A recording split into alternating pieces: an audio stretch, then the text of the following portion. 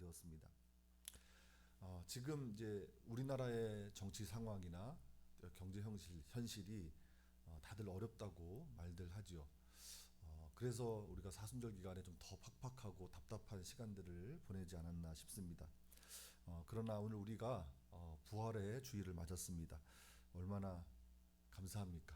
감사하시죠? 네. 주님이 죽어서 무덤에 계시지 않고 살아 계셔서 지금 우리 예배를 받아주시고 또 우리에게 영원한 소망이 되어 주십니다. 이것이 오늘 우리가 기뻐해야 될 이유라고 저는 생각합니다. 아무쪼록 오늘 부활의 기쁨이 우리 삶의 소망으로 다 이어지기를 주님의 이름으로 축복합니다.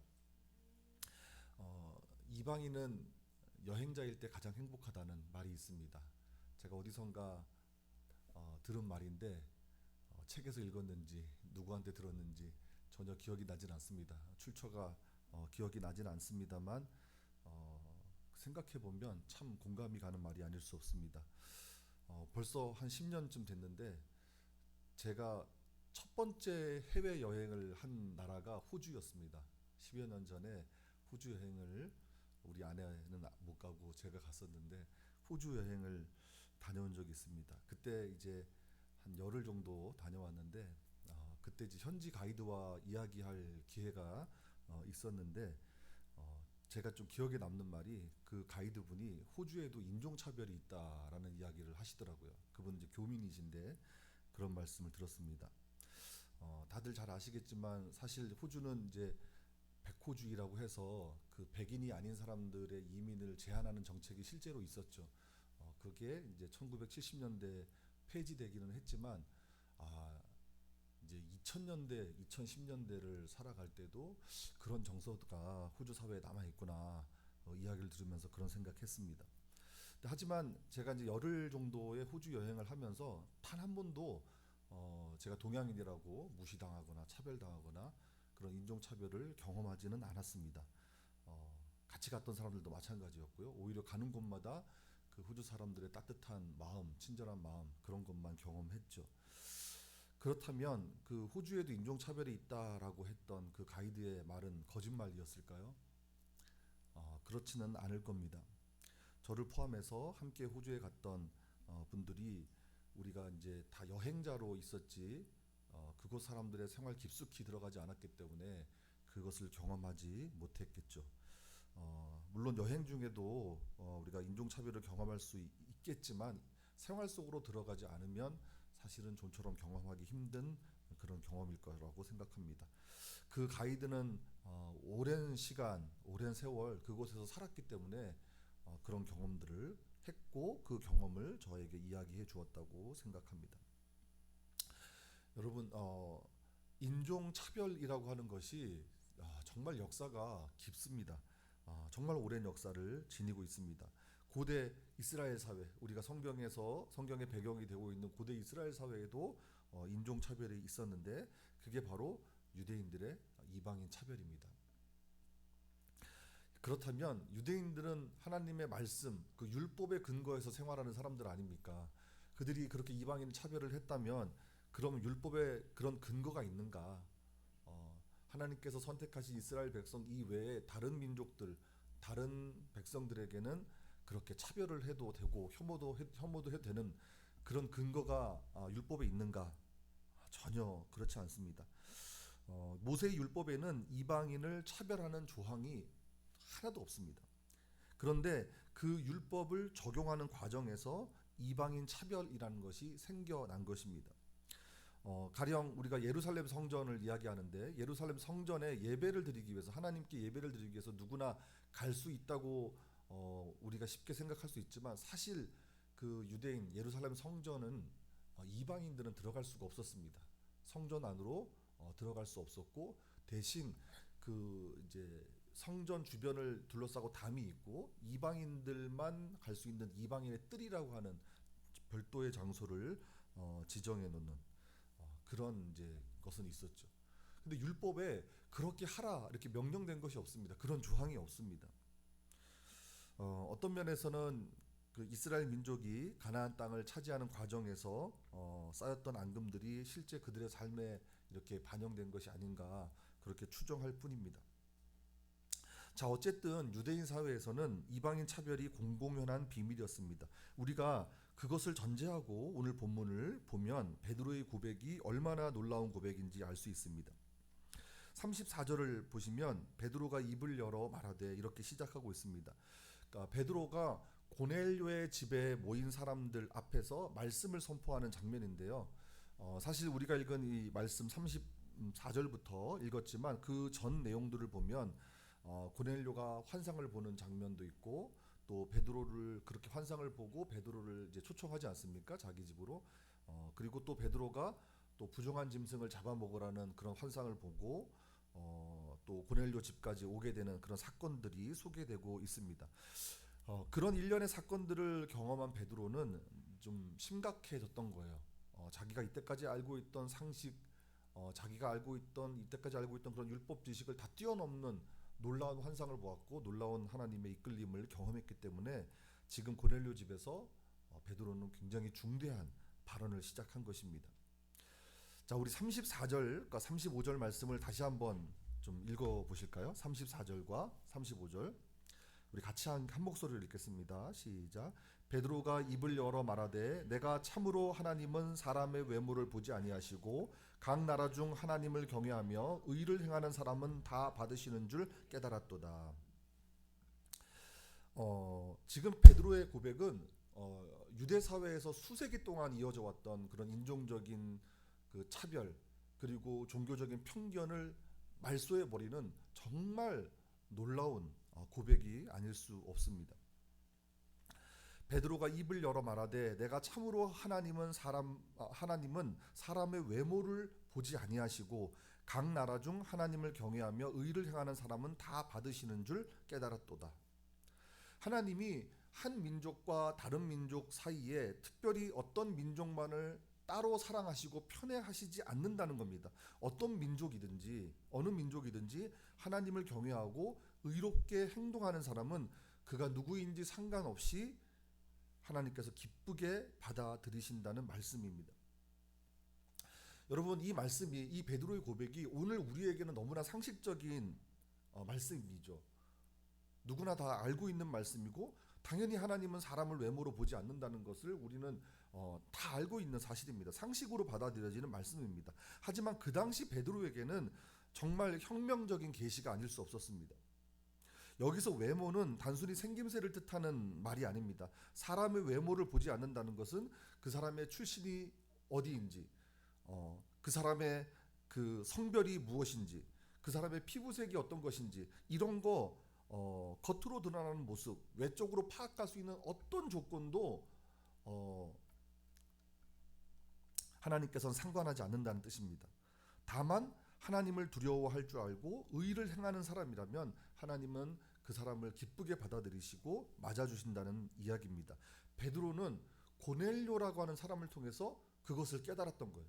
과거에는 하나님께서 이스라엘 백성들만을 사랑하시고 이방 민족들은 하나님께서 사랑하지 않는다는 그런 생각을 가지고 있었습니다. 그래서 선택받지 못한 백성, 우리는 선택받은 백성, 그렇게 선민의식에 사로잡혀 있었던 유대인인데 베드로가 이 고넬료라는 사람을 통해서 하나님은 어떤 민족 때문에 사랑하는 것이 아니라 그렇게 하나님을 경외하는 사람, 하나님을 그렇게 뜻에 따라 살아가는 사람, 그 사람을 하나님께서 기쁘게 맞으신다는 것을 베드로는 깨달았던 거죠. 우리가 읽은 이 사도행전 10장 34절 35절 말씀을 다양한 번역 성경으로 제가 다 읽어봤는데 제가 개인적으로 가장 좀 마음에 감동을 주는 번역은 유진 피터슨이 번역한 메시지 성경입니다. 그 메시지 성경을 읽어보면 이렇게 번역합니다. 이보다 더 확실한 하나님의 진리는 없습니다. 하나님은 차별하지 않으십니다. 여러분이 누구이며 어디 출신인지는 하나도 중요하지 않습니다. 여러분이 하나님을 원하고 그분의 말씀대로 행할 각오가 되어 있다면 문은 열려 있습니다. 제가 오늘 설교 제목을 문은 열려 있습니다 라고 했는데 이 유진 피터슨의 메시지 성경 번역에 있는 제목을 따온 겁니다. 하나님의 품에 안길 수 있는 문은 언제든 열려 있다는 것입니다. 그 문을 통과할 수 있는 자격은 우리의 외적인 조건이 아니라 예수 그리스도를 통한 하나님을 향한 우리 안의 마음, 우리 안의 믿음이라는 것입니다. 그런데 베드로가 사실 이렇게 혁명적인 고백을 했지만 사실 이 고백은 구약 시대 그 선지자들이 수없이 외쳐왔던 가르침이었습니다. 다만 거기에 귀를 기울이지 못했고 그것에 주목하지 못했을 뿐입니다. 여러분, 하나님이 이스라엘을 선택하신 것은 절대로 편애가 아닙니다. 여러 민족 중에 가장 뛰어난 민족이어서 가장 어여쁜 민족이어서 이스라엘을 선택한 것이 아닙니다. 그냥 하나님의 은혜로 선택되었을 뿐입니다. 신명기 7장 7절에 보니까 여호와께서 너희를 기뻐하시고 너희를 택하시면 너희가 다른 민족보다 수요가 많기 때문이 아니라 오히려 그 수요가 적기 때문이라고 말씀합니다.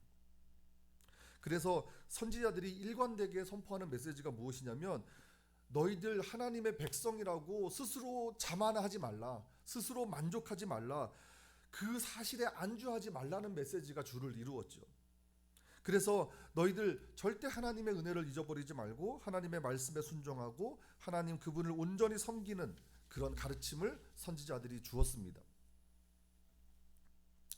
그렇다면 이방인을 향한 하나님의 마음은 어땠을까요? 하나님께서 이방인들은 그렇게 정말 이스라엘 백성들보다 덜 사랑하셨을까요? 그들을 향한 하나님의 구원 계획은 없었을까요? 전혀 그렇지 않습니다. 우리가 요나서를 읽어보면 요나서 4장에 그런 말씀 있지 않습니까? 그 요나가 박농쿨 없어진 것 때문에 하나님께 불평하니까 너는 이 박농쿨도 아끼는데 이 니느웨에 좌우를 분별하지 못하는 백성이 12만이고 가축도 있다. 내가 그것을 어떻게 아끼지 않겠느냐 주님이 하나님이 요나에게 말씀하시죠. 그리고 선지자들의 외침들을 보면 아모스 9장 7절에 보면 이런 말씀도 있습니다. 여러분들이 혹시 들어보셨을지 모르겠는데 하나님은 이스라엘을 애굽에서 빼내어서 약속의 땅으로 인도해 들이신 것처럼 블레셋 사람들을 갑돌에서 빼낼 것이고 그리고 아람 사람들을 기르에서 올라오게 하실 것이라는 예언의 말씀이 있습니다. 그러니까 하나님이 이스라엘 백성들을 향한 구원의 계획만 세운 것이 아니라 블레셋 사람들을 향해서도 그리고 아람 사람들을 향해서도 하나님은 구원 계획을 가지고 있다는 것입니다. 또 이사야 19장 25절에 보면 하나님은 나의 기업 이스라엘에게 복을 주실 뿐 아니라 하나님께서 어떻게 얘기하시냐면 말씀하시냐면 내 백성 애굽과 내 손으로 지은 아수르에게도 복을 주실 것이라는 말씀이 있습니다. 유대인의 눈으로 볼 때는 이방 민족이지만 창조주 하나님의 눈으로 볼 때는 그들도 당신의 백성이라는 것이죠. 이런 하나님의 마음을 알고 주전 8세기 미가 선지자는 이렇게 예언했습니다. 이렇게 선포했습니다. 사람아 주께서 선한 것이 무엇임을 내게 보이셨나니 여호와께서 내게 구하시는 것은 오직 정의를 행하며 인자를 사랑하며 겸손하게 내 하나님과 함께 행하는 것이 아니냐. 그러니까 사람의 외적 조건이 아니라는 거예요. 하나님께서 너희들을 향해서 원하시는 것, 간절히 원하시는 것은 오직 하나님의 정의를 너희들의 삶 가운데 행하는 것이고 그리고 인자는 히브리어로 헤세드라고 하는데 하나님의 헤세드를 너희 삶 가운데 실천하는 것이며 그리고 하나님과 기쁜 마음으로 동행하는 것, 그것이 하나님이 간절히 원하는 우리들의 삶의 방식이라는 거죠. 여러분, 베드로가 34절과 35절 통해서 고뇌를 통해서 이런 고백을 했는데 이런 고백이 어떻게 나오게 되었습니까? 앞서 말씀드린 것처럼 고넬료라고 하는 사람을 통해서 깨달은 것입니다. 우리가 고넬료 이야기 너무 잘 아는 이야기지만 제가 간략하게 다시 한번 말씀을 드리겠습니다. 고넬료라는 이방인이 있었습니다. 유대인들이 볼 때는 이방인입니다. 사도행전 10장 1절에 보니까 제가 세번역 성경으로 보니까 이렇게 번역합니다. 가이사랴에 고넬료라는 사람이 있었는데 그는 이탈리아 부대라는 로마 군대의 백부장이었다. 이렇게 소개하고 있습니다. 그러니까 고넬료가 가이사랴라는 해안 도시에 주둔하는 로마의 군인이었다는 거예요. 백부장이었다는 겁니다. 유대인의 입장에서 보면 분명한 이방인이죠. 유대인이 아니기 때문에. 그런데 사도행전 10장 2절에 보니까 이 이방인 고넬료가 경건한 사람이었다는 거예요. 그리고 경건한 사람이어서 하나님을 경외하고 또 백성들을 많이 구제하고 항상 하나님께 기도했다라고 성경은 기록합니다. 유대인들이 볼 때는 이방인이기 때문에 멀리 할 수밖에 없는 사람이었지만 하나님이 보실 때는 그 고넬료의 삶의 모습이 하나님이 기뻐 받으시는 모습이었다는 겁니다. 그래서 유대인들은 가까이 하지 않는 이방인이지만 하나님께서는 가까이 할 수밖에 없는 사람이었다는 거예요. 바로 이런 고넬료가 예수님의 제자였던 베드로를 초청한 겁니다. 어느 날 이 고넬료가 기도하는 중에 하나님께서 계시를 해주십니다. 보여주시는 겁니다. 고넬료가 기도하는 가운데 환상을 보았고 욥바에 있는 욥바라고 하는 도시에 베드로가 그때 머물고 있었는데 무두장이 시몬의 집에서 그렇게 머물고 있었는데 베드로를 초청하라는 하나님의 계시를 받습니다. 천사의 지시를 받은 거죠. 그래서 고넬료는 자기 부하 가운데 경건한 사람 하나를 불러서 하인 두 사람을 거기에 딱 붙여주고 너 욥바로 가서 베드로를 초청해 와라 이렇게 이야기하죠. 그런데 딱 그 시간 즈음에 베드로는 또 욥바에서 정해진 기도 시간이 되어서 기도를 하는데 그 이제 지붕 위에 올라갔다고 성경은 말씀합니다. 그렇게 이제 뭐 옥상 같은 뭐 루프탑 같은 데가 있었겠죠. 그런데 올라갔는데 갑자기 하늘이 열리고 하늘에서 큰 보자기가 내려오는 환상을 본 거예요. 근데 보자기 안에 무엇이 들었을까 이렇게 봤더니 율법에 먹지 말라고 하는 짐승들이 잔뜩 들어 있는 겁니다. 그리고 바로 그때 하늘에서 음성이 들려오는데 그것을 잡아먹으라 말씀하십니다. 베드로는 의아한 마음이 들었습니다. 율법에 따르면 부정한 음식을 먹을 수 없기 때문입니다. 그래서 사도행전 10장 14절에 보니까 속되고 깨끗하지 않은 것을 제가 결코 먹을 수 없다라고 이야기합니다. 그렇게 대답하니까 다시 음성이 들려오기를 하나님께서 깨끗하신 것을 내가 속되다 하지 말라라고 말씀하십니다. 그리고 그런 일이 3번 있은 후에 환상이 사라집니다. 그러니까 베드로는 궁금한 거예요. 도대체 이 환상의 의미가 무엇일까? 왜 갑자기 내가 이런 환상을 보게 되었을까? 그래서 곰곰이 생각합니다. 환상을 통해서 주시는 하나님의 메시지가 무엇인지 베드로가 깊이 고민합니다. 그렇게 베드로가 깊이 생각하고 고민할 때에 고넬료가 보낸 사람이 찾아온 거예요. 그리고 성령께서 베드로에게 너 고넬료가 보낸 그 사람을 따라서 고넬료의 집으로 가라 말씀해 주시는 겁니다. 베드로는 그제서야 자기가 3번에 걸쳐서 보게 된 환상의 의미를 깨닫게 됩니다. 보자기 안에 들어있었던 부정한 짐승들은 이방인들을 의미하는 것이구나. 왜요? 유대인들이 볼 때 항상 이방인들은 부정한 사람들이었거든요.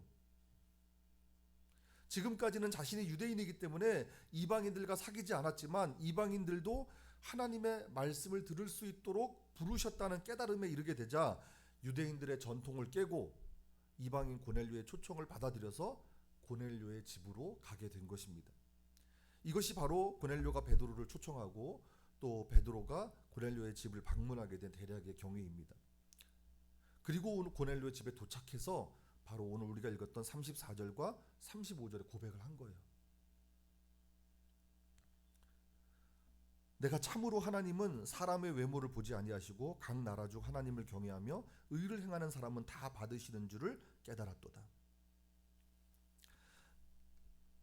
자, 그런데 이 34절 35절 베드로의 고백에 앞서서 33절 말씀을 우리가 주목할 필요가 있습니다. 33절에 보니까 고넬료가 이렇게 얘기합니다. 내가 곧 당신에게 사람을 보내었는데 오셨으니 잘하였나이다. 감사하다는 거죠. 이제 우리는 주께서 당신에게 명하신 모든 것을 듣고자 하여 다 하나님 앞에 있나이다. 이렇게 기록하고 있습니다. 그러니까 고넬료가 하나님의 계시에 따라서 베드로를 청했습니다.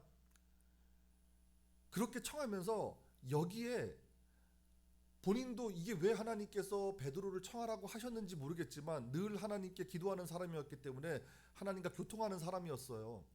그래서 하나님의 뜻에 민감한 사람이었단 말입니다. 그래서 그 뜻에 순종해서 베드로를 초청했는데 그렇게 초청하게 된 데에는 하나님의 어떤 특별한 계시와 섭리가 있을 거라고 믿은 거예요. 그러니까 막연하게 그냥 믿은 것이 아니라 하나님의 분명한 계획이 있을 것이라고 고넬료가 믿은 거예요.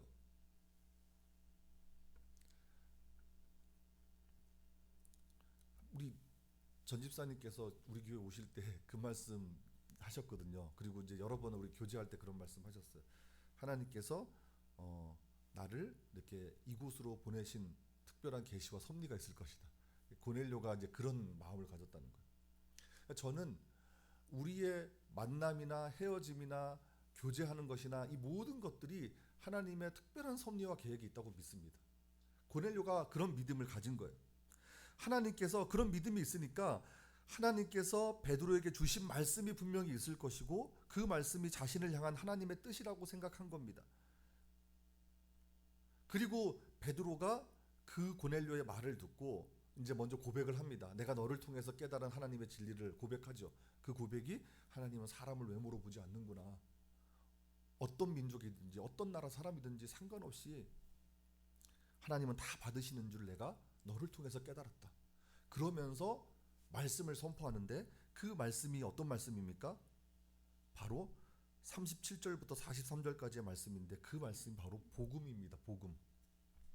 자, 우리가 36절부터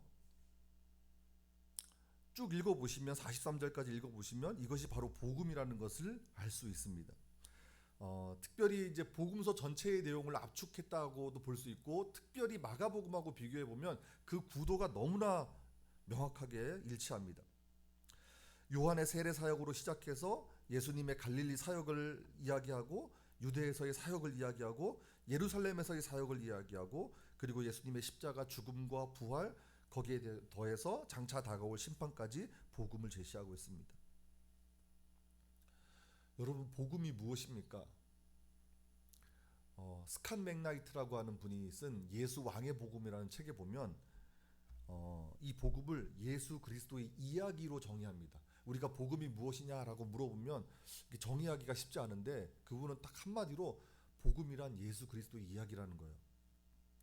예수님의 탄생부터 예수님의 가르침, 예수님의 행동, 예수님의 죽음, 예수님의 부활, 그리고 예수님의 다시 나타나심까지 그 모든 예수님의 이야기가 바로 복음이라는 겁니다. 복음이라는 게 단순히 예수를 믿으면 구원받습니다. 이런 구원 계획이 아니라 예수님의 삶 전체에 관한 이야기라는 겁니다. 그 이야기 속에서 하나님의 구원이 흘러나온다는 거예요. 달리 말하면 이런 겁니다. 우리가 복음에 대한 지적인 동의를 하고 내적인 확신을 가졌다고 해서 구원을 받는 것이 아니라 그런 동의, 그런 확신 물론 중요합니다. 그런데 거기에 더해서 예수 그리스도의 삶 전체를 우리의 삶으로 이루어가는 과정이 있을 때 하나님께서 바로 그런 사람에게 구원을 허락하신다는 거예요. 그 사람의 외적인 조건에 상관없이 예수 그리스도의 복음을 받아들이는 삶 가운데 하나님의 구원의 역사가 이루어진다는 말씀입니다. 여러분 생각해 보십시오. 우리가 복음, 곧 예수 그리스도의 이야기, 예수 그리스도의 삶을 그분의 삶을 우리의 삶으로 받아들인다면 우리가 인종차별할 수 있겠습니까?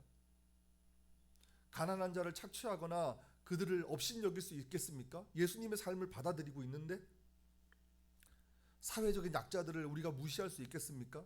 그럴 수 없습니다.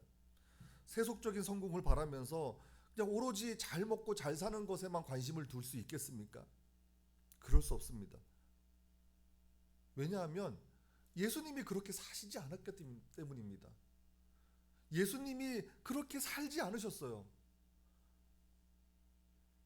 당신만 잘 먹고 잘 사는 삶을 살지 않으셨어요. 가난한 사람들을 업신여기거나 그들을 착취하거나 그들을 억압하지 않으셨어요.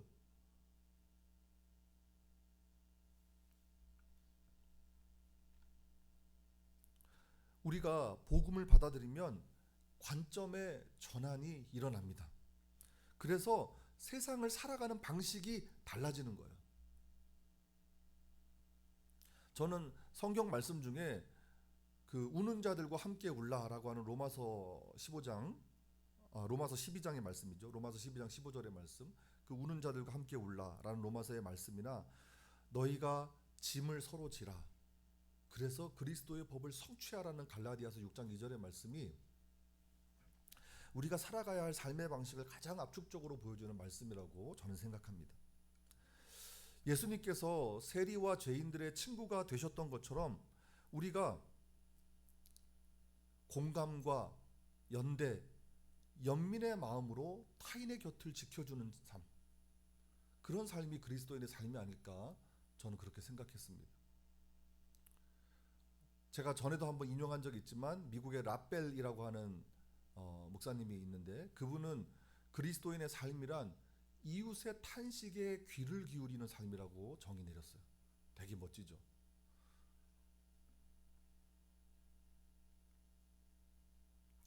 또 제가 이와 관련돼서 이 책을 이렇게 읽다가, 우리가 최근에 이제 우리가 믿는 것들에 대하여라는 책을 읽지 않았습니까?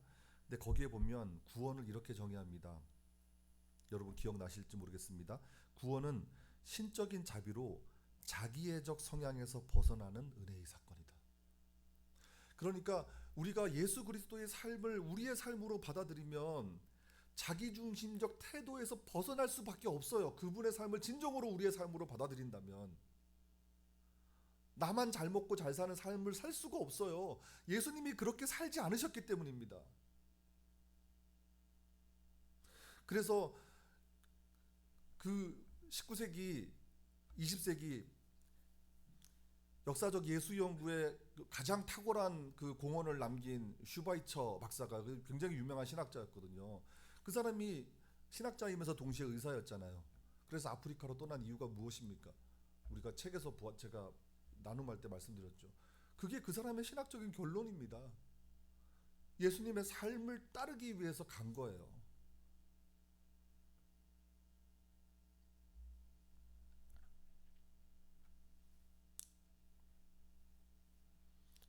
복음을 진정으로 받아들이면 우리 안에 그런 은혜의 사건이 일어난다는 것입니다. 그러므로 복음을 받아들인다는 것은 믿습니다. 그냥 고백으로 끝나는 것이 아니라 반드시 삶이 뒤따르는 것입니다.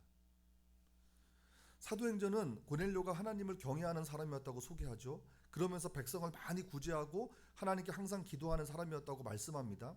여기서 많이 구제했다라고 하는 것은 그가 구제의 횟수가 많았다 그의 삶에, 이런 게 아니라 요즘에 많은 사람들에게 그 존경을 받고 또 관심을 받고 있는 그 김장하 어르신 같은 분처럼 그의 삶의, 그의 생애 전체가 그렇게 타인을 돕는 삶이었다는 것을 말해주는 거예요.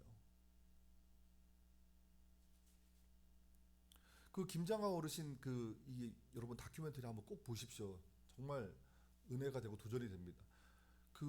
그분의 어떤 그 삶에 대해서 이렇게 누가 칭찬하거나 이러면 그거를 못 들으셔요. 얘기를 안 하시더라고요. 그리고 항상 기도하는 사람이었다고 고넬료를 소개하죠. 그런데 이 항상 기도했다는 것은 고넬료가 종교적인 열심이 대단한 사람이었다는 것을 의미하는 것이 아니라 항상 하나님과 친밀하게 교제하고 교통하는 사람이었다는 것을 보여주는 거예요.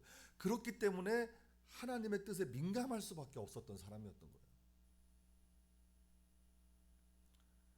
자, 그런데 고넬료가 어떻게 이렇게 모범적인 신앙을 소유할 수 있었습니까?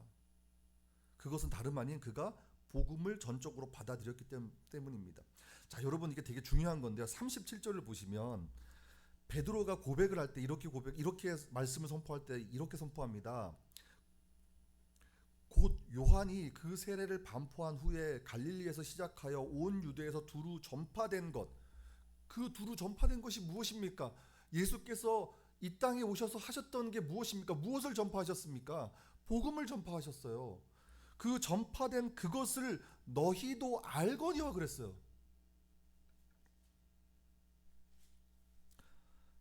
이것은 베드로가 복음을 선포할 때 고넬료를 비롯한 그 집안의 식솔들이 이미 복음을 들어서 알고 있었고 또 그 복음을 받아들여서 그 복음의 삶을 살고 있었다는 것을 전제하는 말씀입니다. 하나님을 경외하는 신앙이 있은 후에 복음을 들은 것이 아니라 복음을 들어서 그에게 하나님을 경외하는 신앙이 생겨났다는 거예요. 그래서 항상 많이 구제하고 항상 기도하는 사람이 되었다는 거예요. 그러므로 오늘 본문은 베드로가 너희들이 이미 복음을 알고 있지만 내가 그 복음을 다시 선포하겠노라 라고 하면서 복음을 선포한 겁니다. 사실 우리도 그렇지 않습니까? 우리가 복음을 반복해서 듣죠. 저와 여러분들이. 여러분 생각해 보십시오. 우리가 복음을 얼마나 많이 들었습니까? 우리가 들은 설교 횟수가 도대체 몇 번입니까? 그래서 복음의 이야기를 들으면 내가 아는 이야기, 모르는 이야기가 거의 없어요. 우리가 다 아는 이야기예요. 그래서 새로울 것도 없어요. 그러나 정말 중요한 것은 복음을 듣는 것이 아니라 들은 그 복음을 나의 삶으로 받아들이는 것입니다. 예수 그리스도의 이야기 안에서 예수 그리스도의 삶을 발견하고 그 삶을 우리의 삶으로 만들어가는 치열한 노력이 중요한 겁니다. 제가 이렇게 설교 준비하다가 정말 우연히 그 나들목교회 김용근 목사님 그 강의인지 설교인지를 우연히 유튜브 이렇게 알고리즘에서 보게 됐는데, 듣다 보니까 이렇게 계속 듣게 되는 거예요. 그래서 들었는데 근데 그분의 말씀을 이렇게 계속 듣다 보니까 내가 지금 설교 준비한 그 내용하고 똑같은 말씀 하시는 것 같았어요. 근데 그분은 우리 그리스도인의 삶을 이야기하면서 진정성이라는 말씀 하시더라고요. 우리에게 진정성이 있어야 되는데 어제의 우리의 삶과 오늘의 우리의 삶이 크게 달라지지 않고 뭐 비슷할 수 있다.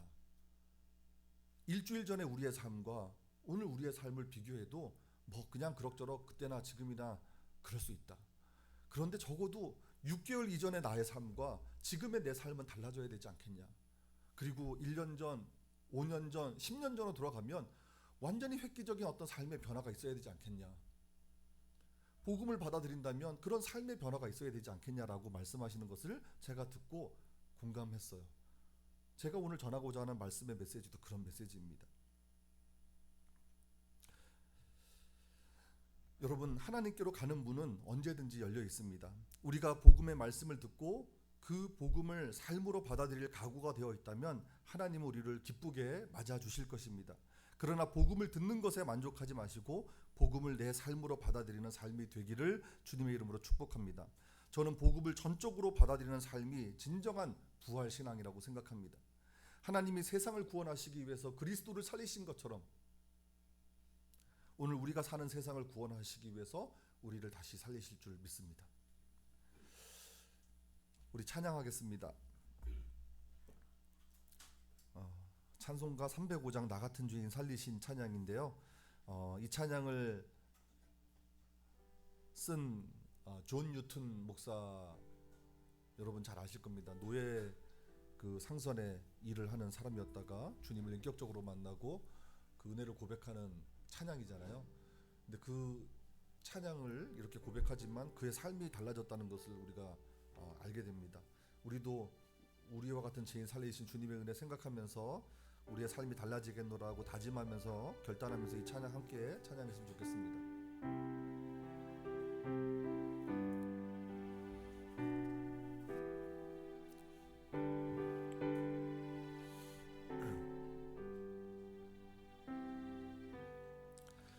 나 같은 죄인